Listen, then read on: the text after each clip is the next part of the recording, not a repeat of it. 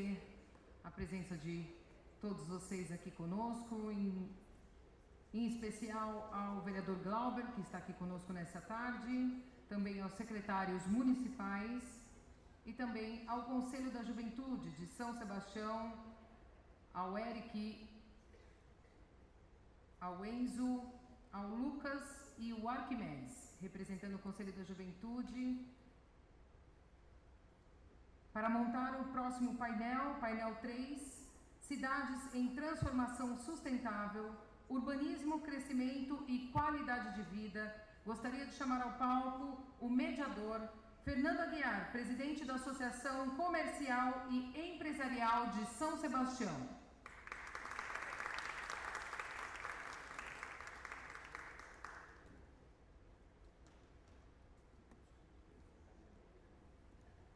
Para compor este painel, chamo ao palco também o senhor Rubens Alexandre da Costa, secretário de Tecnologia da Informação e Inovação do município de Caraguatatuba.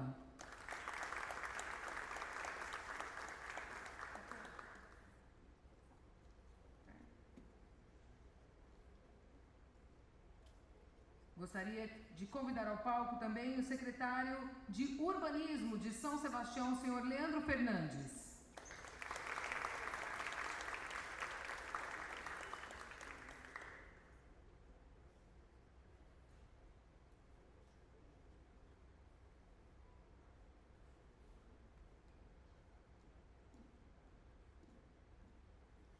E convidar ao palco também o secretário de Habitação e Regularização Fundiária, Dr. José Mauro Botelho.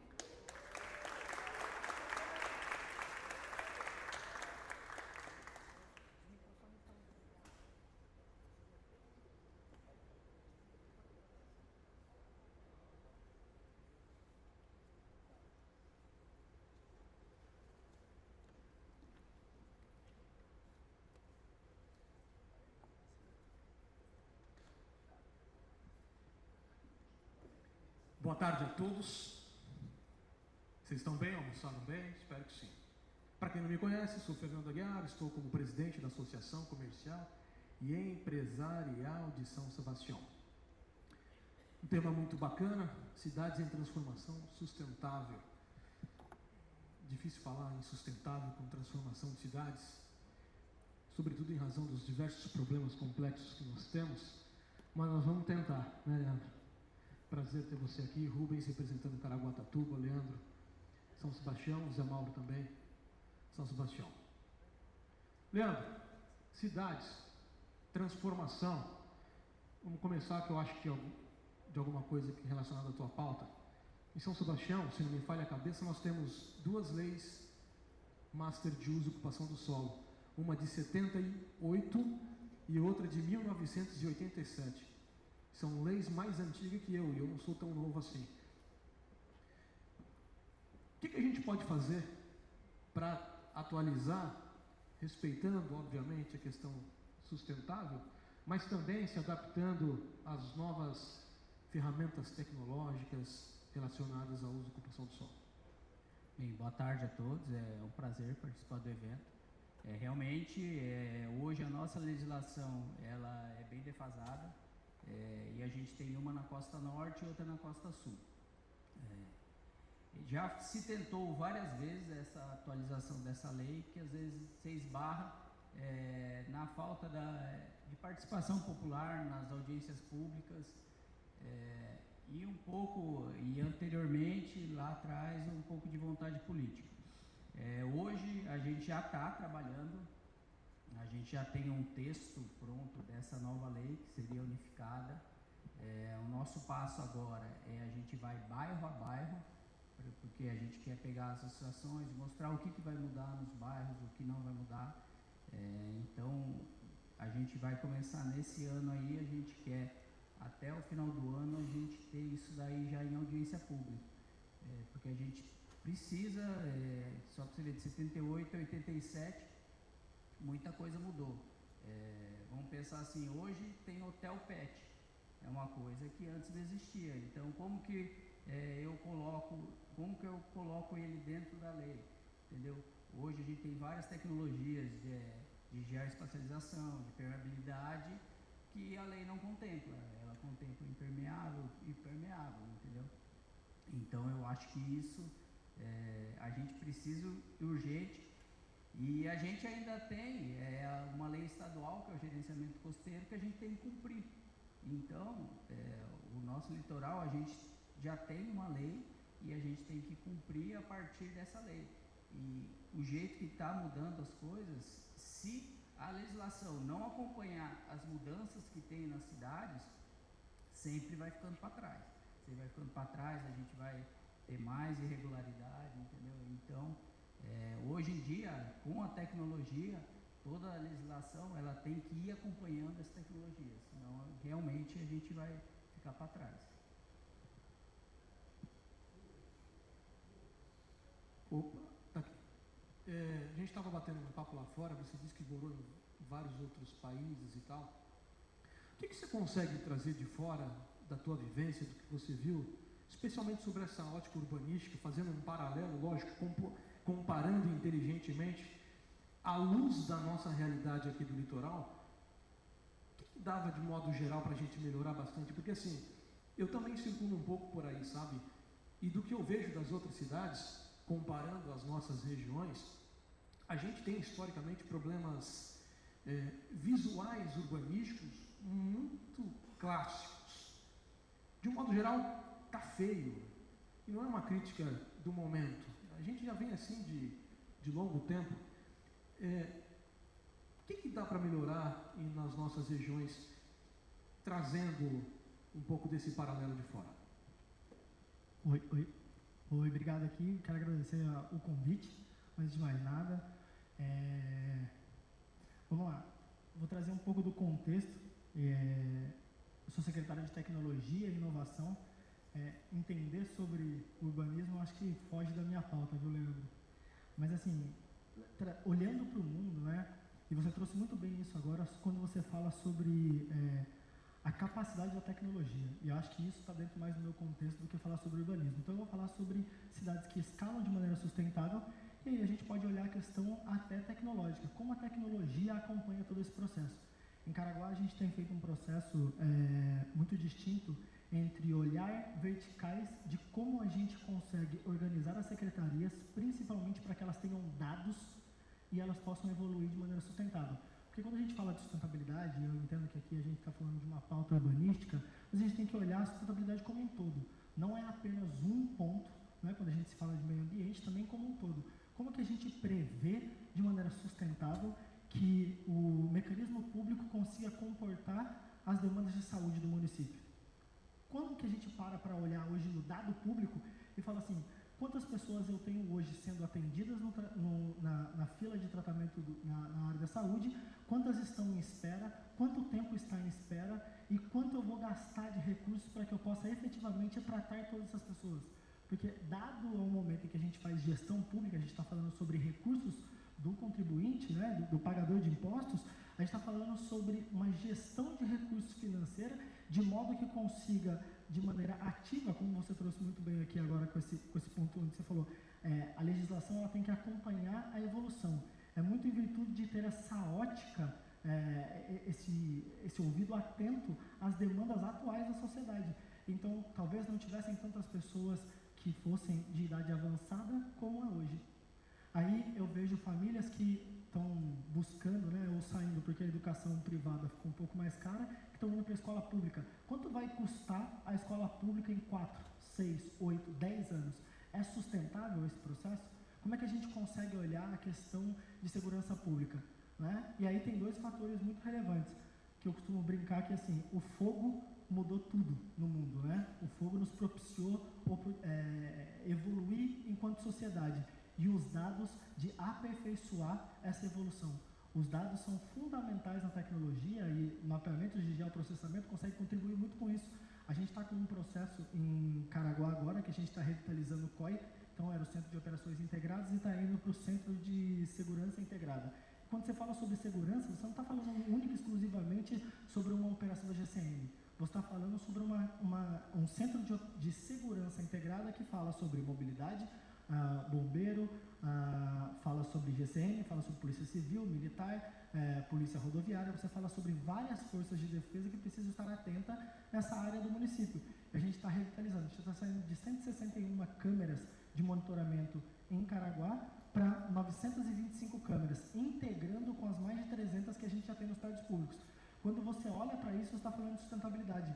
Primeiro, porque a gente está adequando um projeto que já existia no município, ampliando ele de tal forma que ele vai ser mais eficiente. A gente está saindo hoje, diminuindo o custo de implantação de câmera em 72%, porque fica mais eficiente para os cofres públicos poder trabalhar de maneira sustentável com aquele recurso e garante para as pessoas a sustentabilidade necessária para elas poderem andar na rua com segurança. Ou seja, eu vou sempre tentar trazer aqui para a minha área, porque eu não sou especialista em urbanismo, mas de como eu entendo que a tecnologia consegue promover sustentabilidade para o crescimento das cidades. E aí, quando eu estou falando de sustentabilidade na gestão pública, eu estou falando sobre todas essas áreas, principalmente porque a gente conhece a escassez de recursos no setor público para poder fazer e atender as demandas atuais da sociedade. Muito bom. Zé, a gente sabe que São Sebastião tinha ou tem ainda cerca de 100 núcleos habitacionais irregulares, 100 núcleos de construções irregulares, o famoso crescimento desordenado. E bem alinhado à questão da tecnologia que traz os dados, a gente sabe que o descontrole da construção desordenada reflete diretamente na qualidade de vida da nossa cidade. Há quantas anda esse processo de regularização? Tem uma estimativa de tempo para regularizar todos, essa centena de núcleo, não é pouco núcleo, é bastante coisa. Tem essa perspectiva de pôr fim a isso, para depois iniciar um outro processo de reurbanização desses núcleos e tal? Traz um paralelo disso para a gente, por gentileza. Bom, boa tarde a todos, obrigado pelo convite, prazer estar participando aqui dessa temática muito importante, né? Fala de urbanismo, transformação, sustentabilidade, né? E hoje a gente já está um passo além disso, falando de resiliência, né? Nas oportunidades que eu tenho participado dos eventos, eu sempre trago um histórico que é muito importante, né? Que reflete nisso tudo que já foi dito aqui, né? Principalmente da nossa lei de uso do solo, como era a nossa cidade. E no início das construções irregulares, que deram origem aos núcleos urbanos informais, elas tiveram seu início no final da década de 80, começo da década de 90, principalmente com a pavimentação e construção da rodovia Rio Santos, né? Então, é onde começou a especulação imobiliária, principalmente na costa sul do município. Então, não tinha uma demanda para trabalhar nisso, né? Principalmente a questão da mão de obra. E, pegando um gancho aqui na nossa legislação, na Lei de Uso e Ocupação do Solo de 87, a 561, que é a Lei de Uso e Ocupação do Solo da costa sul do município, ela traz, por conta das questões ambientais, ela é muito mais restritiva, né? Então, hoje, por exemplo, a gente tem um lote mínimo que é 3.000 metros quadrados, a pessoa pode usar 10%.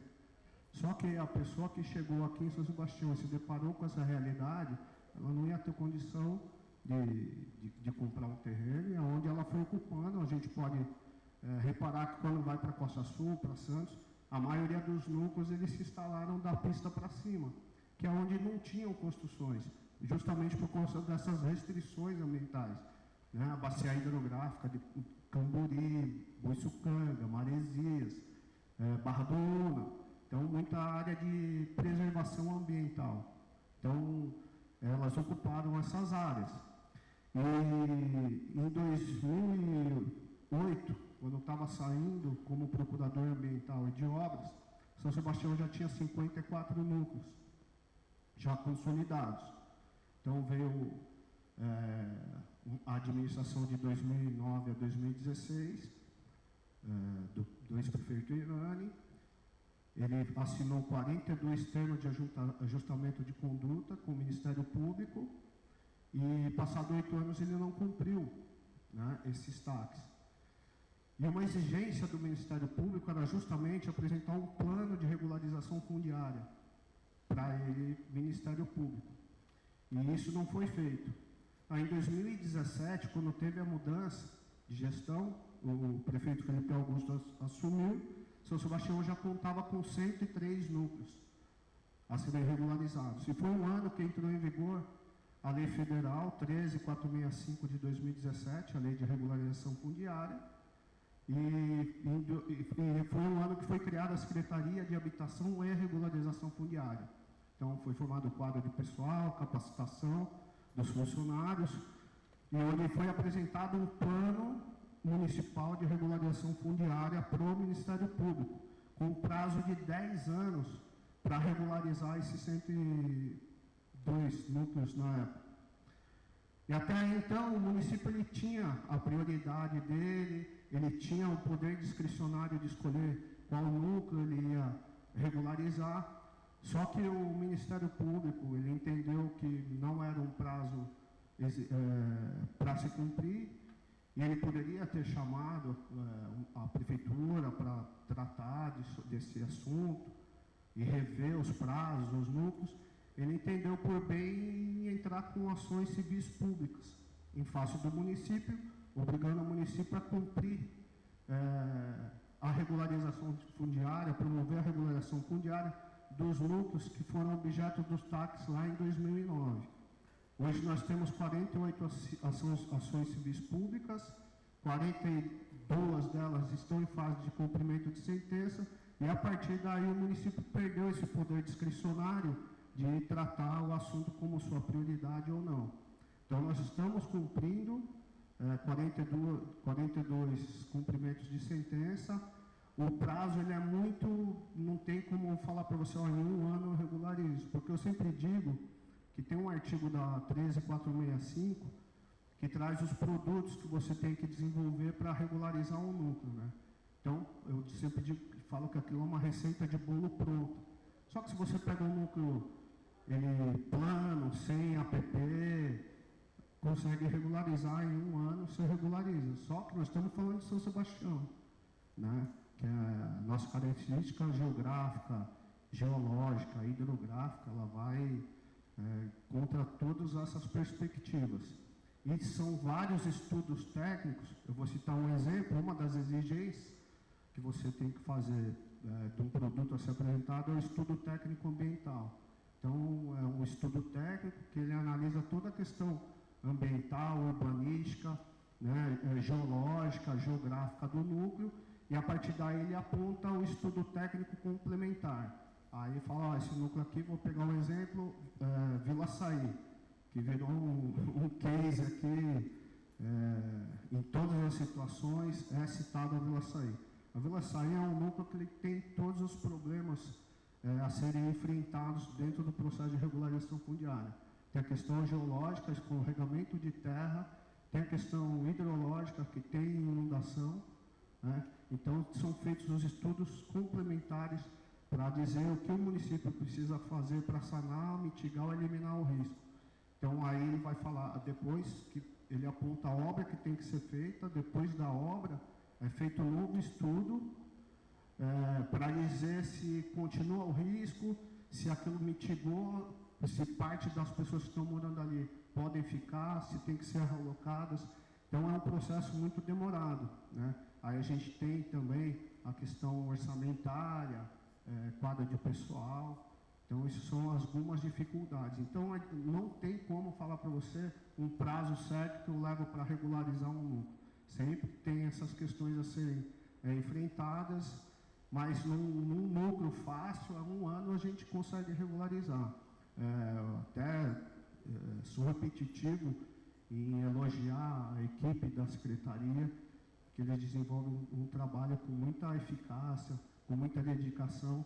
E hoje a gente já tem 14 núcleos já regularizados. Nós tivemos uma pandemia, que tiveram 2 anos que foram suspensos alguns trabalhos, são trabalhos de campo, então a gente não tinha como ir para campo, então alguns produtos ficaram parados, então isso dificultou também. Eu acho que se não tivesse Covid e o desastre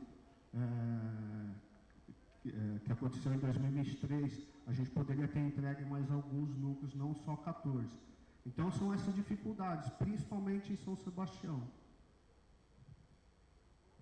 Não, legal. É uma oportunidade até de mostrar para o pessoal que é fácil só olhar sobre a outra ótica e não entender a complexidade do processo. Leandro, eu particularmente acho que o plano diretor, como foi posto, obviamente decidido pelas audiências públicas, decidido pela sociedade, ele atrapalha a cidade de São Sebastião. Sobretudo quando eu vejo em outras cidades alguma possibilidade de se verticalizar de forma muito inteligente, não é uma debandada se autorizar prédios à torta e direito pela cidade inteira, não. Mas, particularmente, acho que a gente poderia, em alguns lugares específicos, possibilitar uma verticalização inteligente para se permitir, por exemplo, nos andares de baixo, comércio, nos andares de cima, ou escritórios, ou residenciais. Você ouve muita reclamação da sociedade neste aspecto? Você entende que foi um erro consolidar o plano diretor pela forma que está, que ingessa a cidade por pelo menos mais 5 anos, que se não me falha a cabeça já correram 5, se a gente tem mais 5 aí pela frente, terminaria em 2030 a possibilidade de se alterar o plano diretor. Você acha possível em algum momento a gente rediscutir uma atualização do plano diretor para atualizar a cidade sobre os aspectos de tecnologias construtivas que a gente tem em outros lugares? Bem, eu acho que erro não foi, porque o plano diretor é uma participação da população. Se a população entendeu que o gabarito se mantenha em 9 metros, a gente tem que respeitar a população, entendeu? Ou às vezes quem entenderia que poderia ter esse processo não se engajou tanto quanto quem entende que deveria ficar assim. Esse é sempre o ponto mais polêmico de qualquer discussão em São Sebastião, é isso, é a verticalização.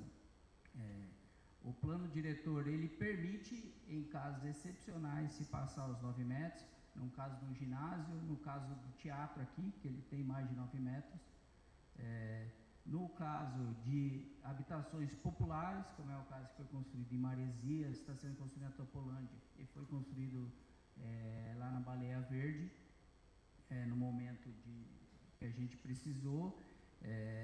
Então, na minha opinião, logicamente que daqui a 5 anos, quando a gente de novo começar a falar do plano diretor, essa discussão vai vir à tona, de novo.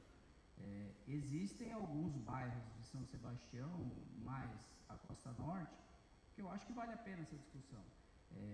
Só que São Sebastião também, hoje, ela não tem saneamento em todos os bairros. Então, a primeira coisa que a gente tem que conversar é saneamento. Não adianta a gente falar de verticalização se a gente não tem a verticalização de saneamento.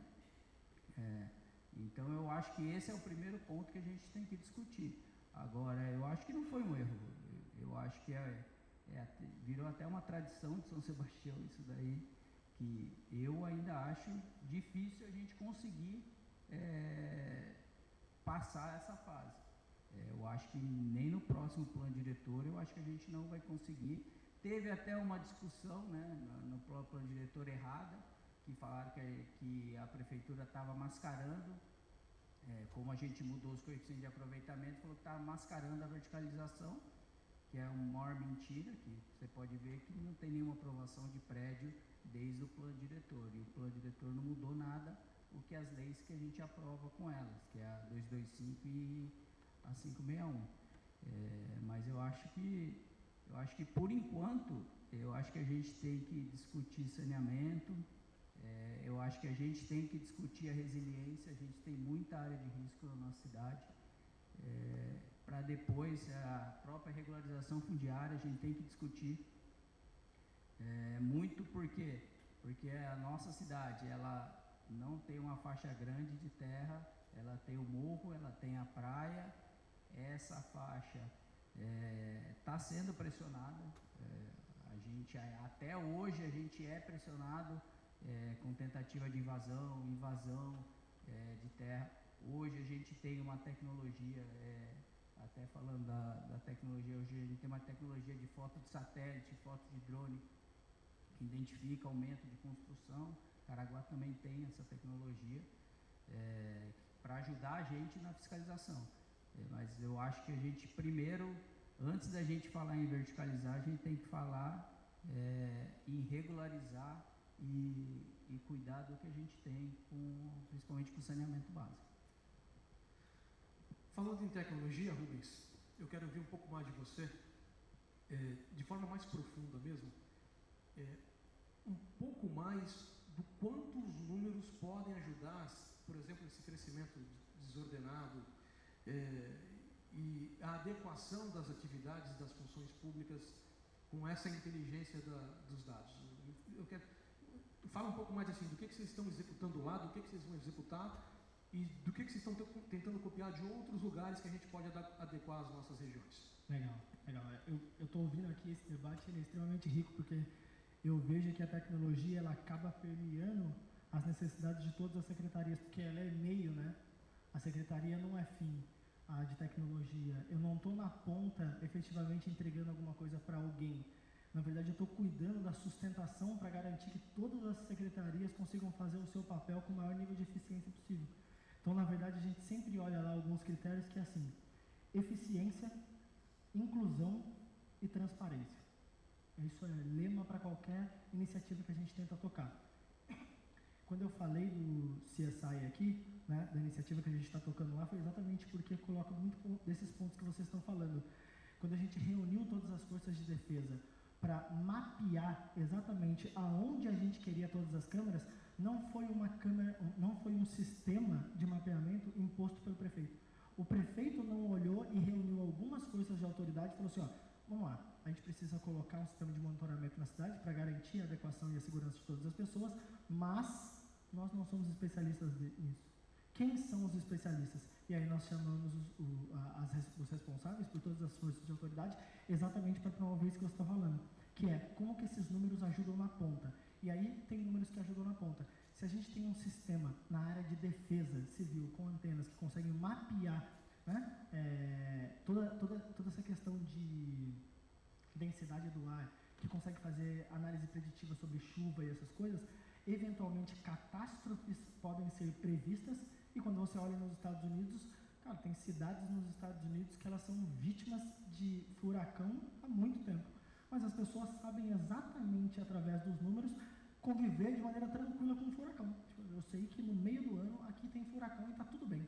Né? A partir de um certo horário, a partir de um certo dia, não transitem nas ruas XPTO, não plantem em alguns lugares específicos, porque tudo isso vai ser perdido.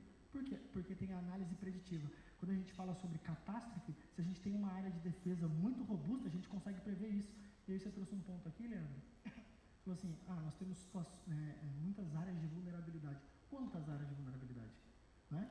E aí, se eu for mapear isso, quantos quilômetros quadrados em área de vulnerabilidade? Quantas pessoas afetadas? Quando a gente foi montar o Centro de Segurança Integrada, a gente chamou exatamente as autoridades porque perguntou assim, quais são os pontos que são importantes para você da Defesa Civil?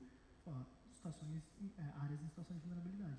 Então, eu preciso mapear, né, ter câmeras que consigam me dar olhos aonde eu não consigo estar no meio da chuva. Então, eu preciso saber se as pessoas vão grilar uma terra, se elas estão invadindo, se elas estão começando algo impróprio, inapropriado, né, e aí é um outro problema, ou se eventualmente vai ter um escorregamento lá na chuva, vai ter uma catástrofe. Essa previsibilidade com os números através da tecnologia a gente consegue ter. E a gente vê isso com 1 semana, 2 de antecedência. Eu vou impedir que isso aconteça? Não, eu vou salvar vidas. Eu vou disparar um alerta da sirene e aí eu já eduquei. Eu gostei muito do que você disse, José, sobre a capacitação.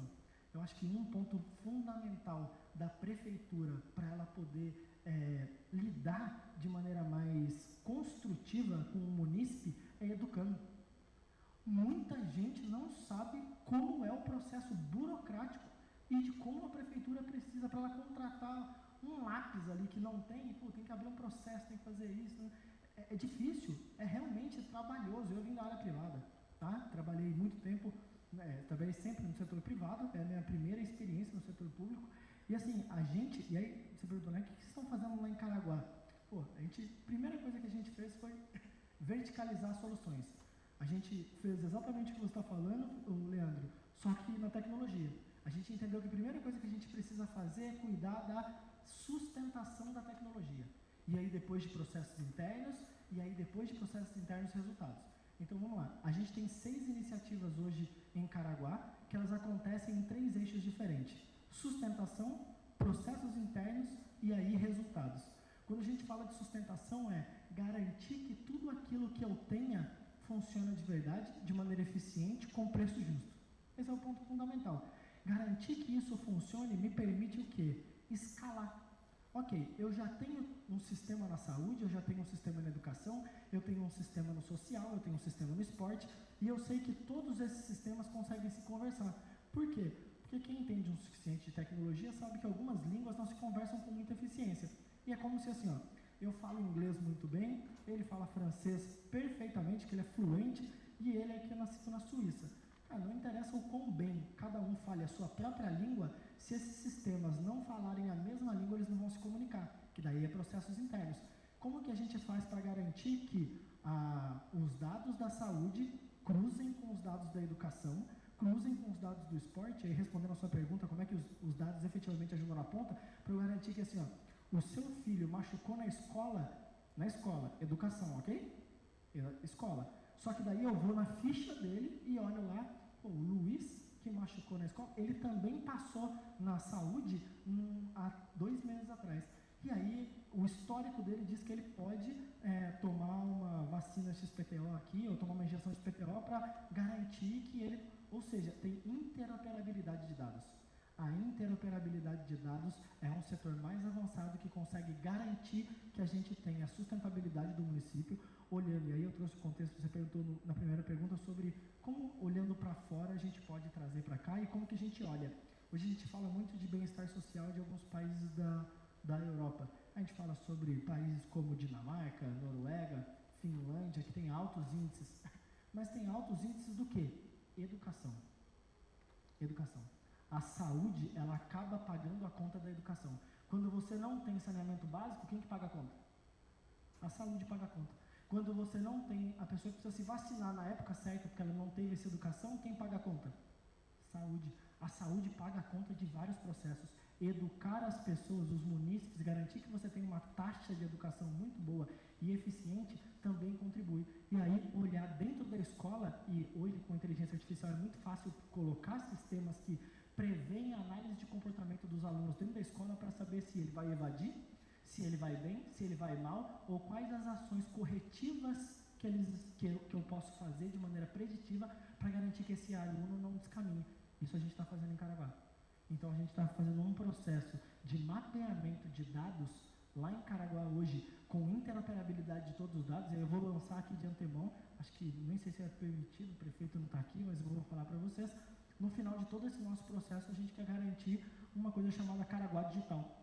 O que é o Caraguá Digital? E digital não é só o digital, é na verdade a identidade do munícipe, de modo a garantir que ele tenha um RG municipal e que aonde ele acessar o serviço público, seja transporte, educação, seja social, segurança pública, tudo vai ficar registrado no seu cadastro único. E a gente consegue, dessa maneira, observar e cuidar com muito mais eficiência das pessoas.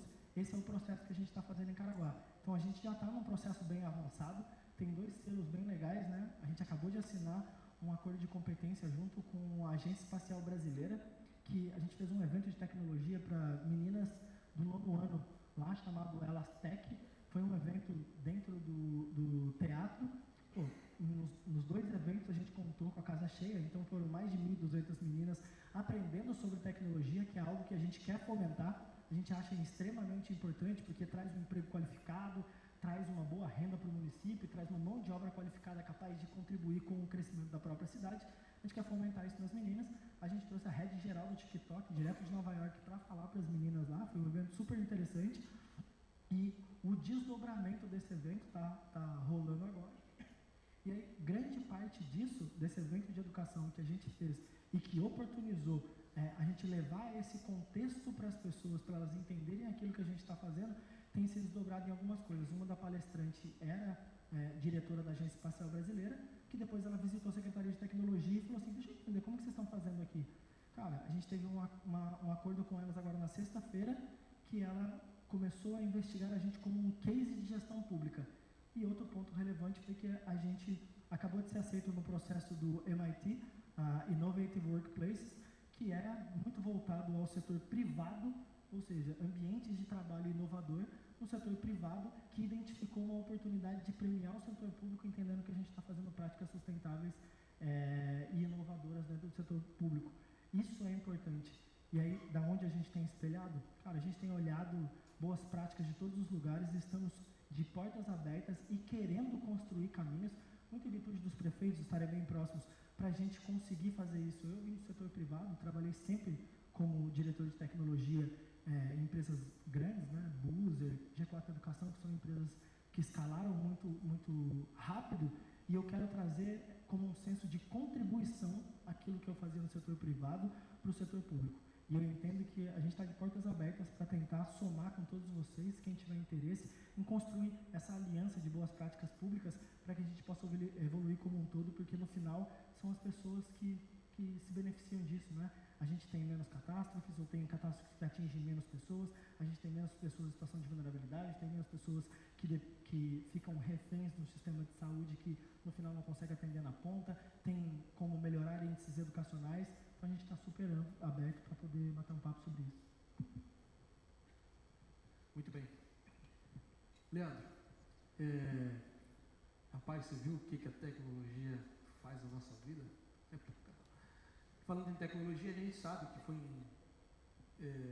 otimizado recentemente na Secretaria todo o sistema de processo, que antigamente era físico, hoje é digital, para aprovação de projetos, etc. e tal.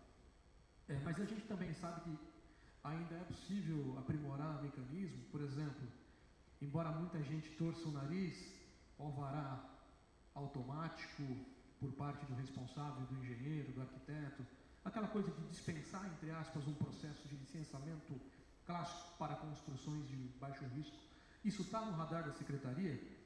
Gostaria que você respondesse essa pergunta e logo em seguida já fizesse os seus agradecimentos. Então, a gente, basicamente há 1 ano e 3 meses, a gente digitalizou todos os processos da Secretaria. Então, a gente tem um sistema de aprovação digital, não só aprovação, como regularização, a BITS, as certidões. A gente viu uma melhora grande na velocidade, porque antes o que eu tinha que dar um comunique no papel, ainda mandava um e-mail para a pessoa já viu online. Até às vezes um problema, porque a gente dá o comunique, o cara já está no computador, já responde, e o analista quer ir para outro, mas o cara já respondeu. Mas cada solução vem 2 problemas, né? Então, a gente está com agora, a gente está começando a conversar sobre essa questão do alvará digital. É uma questão de responsabilização e educação também. A gente dá para os profissionais a responsabilidade. Hoje a gente entende que muito dessa responsabilidade ainda é da prefeitura, porque daí ele entra com o processo, a gente analisa tudo. A gente quer jogar um pouco dessa responsabilidade para ele. Ele vai ter o alvará, mas se a obra estiver irregular, ele vai ser punido da mesma forma que o proprietário da casa, porque ele tem que ter o conhecimento da legislação para saber o que ele vai estar construindo. A ideia nossa é fazer um piloto primeiro com as reformas sem acréscimo, a gente vê como que vai funcionar, depois a gente vai vendo, analisando e vendo como que a gente vai andar. A gente também, desde a semana passada, a parte da viabilidade das empresas, que é o CNPJ, também já está totalmente automático. Então, até a semana passada tinha uma análise humana, hoje não. Todo o cadastro do zoneamento municipal já está no sistema. O sistema, você entra com a tua atividade, eu vou abrir uma loja de calçados aqui no centro da cidade, automático aprova. Eu vou abrir um posto de gasolina onde eu não posso, daí já nega automático também, entendeu? E isso está um passo da implementação total da Lei da Liberdade Econômica. Isso. Daí, com isso, São Sebastião já vai ser encaixado no selo bronze da Secretaria Estadual da Fazenda, e daí depois o próximo passo realmente já os alvarás de comércio virem automaticamente, os de baixo risco. E a ideia é o que eu falei, sempre a gente usando o sistema, que é importantíssimo. Hoje a gente não faz nada sem a TI. O treinamento também é uma questão que a gente precisa ter muito cuidado com ela, porque sempre quando entra um sistema, se a população não estiver treinada, daí você pode causar um problema e não uma solução para a população. A gente demorou aí uns 4 meses até todo mundo se adaptar a esse sistema digital, mas acho que agora já está bem maduro. Eu acho que já dá para a gente dar os próximos passos. O que a gente também tem que entender é que você precisa de infraestrutura, né? Você tem que ter uma rede de internet hoje excelente, porque agora é tudo digital. Uma coisa que a gente viu lá, 2 telas para você analisar os processos, entendeu? Coisa que antes a gente só tinha uma tela, daí é o que você falou. Aí eu tenho que comprar a tela de computador, daí eu tenho que abrir o processo. Então mas eu acho que agora a gente vai começar a dar os próximos passos. Hoje nós estamos 100% digitalizados, então é tentar agora conversar e ver a legislação para esse alvará automático. Em São José já tem, algumas cidades já tem, a gente está se espelhando neles aí para a gente dar mais essa facilidade aí para a população. Queria agradecer a participação aí nesse painel. É sempre bom falar da cidade, né? Cidade que eu nasci, eu vivo aqui. Então a gente está aqui, como você disse, a gente está emprestando o nosso tempo para fazer o melhor trabalho possível aí. E agradecer pelo convite.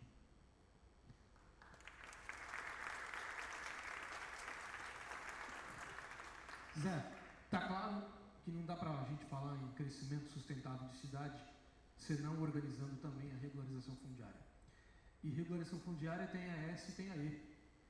A social, a prefeitura toca, até mesmo por consequência das ações do Ministério Público, mas também de ofício. Mas, se eu estiver errado, você me corrige. Me parece que a REURB-E não pegou em São Sebastião, e se pegou, não pegou como poderia pegar. O que falta para que as pessoas, os profissionais, a sociedade de modo geral, descubra as vantagens da REURB-E e passe a executar? É viável, não é viável? Como é que está? E também depois as suas considerações. Obrigado, Fernando. Então, como você bem disse, né, a REURB-S é a prefeitura que toca todos os investimentos, os estudos, ele é bancado pela prefeitura, o poder público, e na REURB-E, que é a nossa lei, essas questões, elas são muito novas, né? Então, os profissionais que atuam nessa área, engenheiros, arquitetos, advogados, talvez falte um pouco do conhecimento de como lidar com essa situação que é nova. A gente está aprendendo com isso a cada dia, né? A CDHU, a gente tem um convênio com o Programa Cidade Legal do Estado. Recentemente teve um contrato com uma empresa que nos auxiliou na regularização fundiária, e esse processo ele está sendo, além de ser novo, não só para nós que trabalhamos na área, mas também para todos os profissionais. Eu até recentemente tive um contato com a doutora Jaqueline, presidente da nossa subseção da OAB, de fazer um evento lá, né? Coloquei o nosso corpo técnico à disposição, justamente para levar essas informações, como é que faz, e é uma coisa nova. Então as pessoas, elas precisam entender e conhecer como é que e como é o procedimento, para a partir daí ela começar a trabalhar em cima disso. Então acho que falta essa troca de experiência, troca de informação, e levar um conhecimento, né? Mas estamos gatinhando ainda em relação à REURB-E. A gente tem traçado dentro da Secretaria algumas estratégias, até levar na costa sul do município, algumas palestras, justamente para fomentar essa questão. E complementando a primeira pergunta que você fez, que você perguntou em relação à regulação fundiária com a questão urbanística e a melhoria da condição de vida,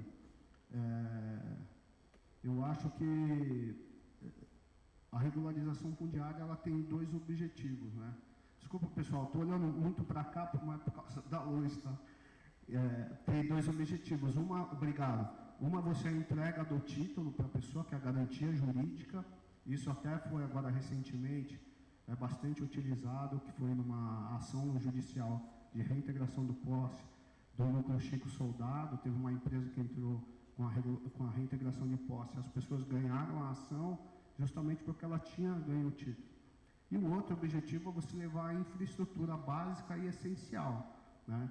Então, quando a gente fala de regularização fundiária, você melhorar essa condição de vida das pessoas, é justamente isso, né? Dentro desse trabalho, você levar a infraestrutura básica e essencial, saneamento básico, energia elétrica, pavimentação, drenagem. Aí uma informação aqui, Fernando, e aos presentes, a gente recentemente teve a entrega de dois trabalhos muito importantes, que foi a atualização do Plano Municipal de Redução de Risco, que ele se deu uma exigência do Ministério Público pós-catástrofe de 2023, e tivemos também a atualização do Plano Local de Habitação de Interesse Social, que ele era um plano, assim como o plano diretor, era um plano de 2008, ele precisava ser atualizado até para a gente conseguir receber verba do governo federal, estadual, enfim. E foram feitas algumas sobreposições de trabalho, de mapeamento, né? Algumas áreas até influencia diretamente, não só na Secretaria de Urbanismo, do Leandro, para a questão de aprovação de planta, etc. e tal, mas principalmente na regulação fundiária. Muitas áreas que eram setor de monitoramento se tornaram risco alto, risco 3. Então, a gente tem que parar a regulação fundiária, fazer os estudos técnicos, mapeamento de risco, para saber a obra, aí dar continuidade ao processo de regularização fundiária, né? E o PLIS, ele trouxe algumas questões muito relevantes, muito importantes, né? Algumas informações diante dessa atualização. Hoje, em termos de números, né? Hoje, através do CAD único, do levantamento do IBGE, São Sebastião, uma população de 90 mil aproximadamente. Nós temos em São Sebastião 30 mil unidades habitacionais ocupadas permanentemente. Dessas 30 mil, 15 mil estão em núcleos urbanos informais consolidados.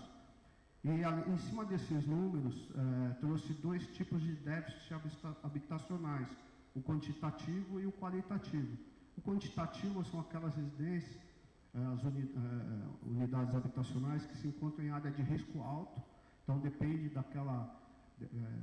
da obra de contenção, de risco.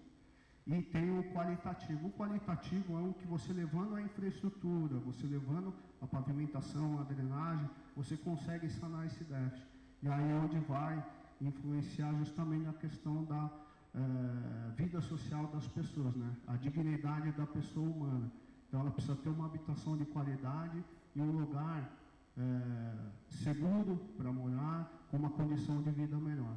E é isso que a gente está tentando trazer aqui para São Sebastião, dentro do planejamento, né? Uma conversa, uma comunicação entre as secretarias envolvidas, meio ambiente, urbanismo, as sedes, que está aqui, né? O secretário Pastor Elias, a equipe dele tem nos ajudado muito, né? No acolhimento das pessoas, o pessoal da Defesa Civil, na pessoa do Renan, que eu cumprimento a todos, que tem feito um excelente trabalho.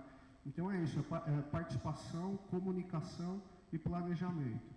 E os primeiros passos já foram dados. Em algumas questões a gente está caminhando ainda, mas nas outras a gente já aprendendo com os erros, e é aquilo que a gente fala, né? Não tem como a gente olhar para o futuro sem olhar para trás e saber os erros que cometemos, né? Então a gente tem que olhar para trás, fazer o hoje para pensar no amanhã. Gostaria de agradecer aqui a presença, o convite. É sempre um prazer estar discutindo tudo isso, porque Hoje São Sebastião, além dos núcleos, né, tem a nossa condição urbana, de mobilidade urbana, temos um porto, temos a Petrobras, a questão marítima, agora avistamento de baleia. Então, são várias questões e o nosso município ele é diferente. Eu sempre falo isso aí, nosso município é diferente e a gente tem que se capacitar cada vez mais, temos que difundir essas questões, esses assuntos, para que a gente sempre, e aí aquilo que o Leandro falou, o Rubens, que é a educação. Sem educação a gente não vai chegar a lugar nenhum, né? Tudo isso que a gente está fazendo, ela não pega a liga, porque chegar hoje, amanhã, eu tive no evento aqui da Secretaria da Educação na semana passada, foi muito bacana, e que surgiu mais uma palavra aí no meu vocabulário, que é o pertencimento, né? A gente pertence à cidade, aqui que a gente vive, a gente conhece a cidade, né? Eu sempre brinco com o pessoal da Secretaria desde a década de 1980, eu cresci com a cidade, eu vi tudo isso acontecer, e hoje a gente tem que saber isso daí, a experiência é uma do negócio, né? E a gente está aqui, eu me coloco à disposição sempre para estar tratando os assuntos, trazendo os meus conhecimentos de vivência, de estudo, né? E da secretaria também. Acho que só assim a gente vai conseguir atingir os resultados que a gente busca. Obrigado, parabéns aí pelo evento e boa tarde a todos.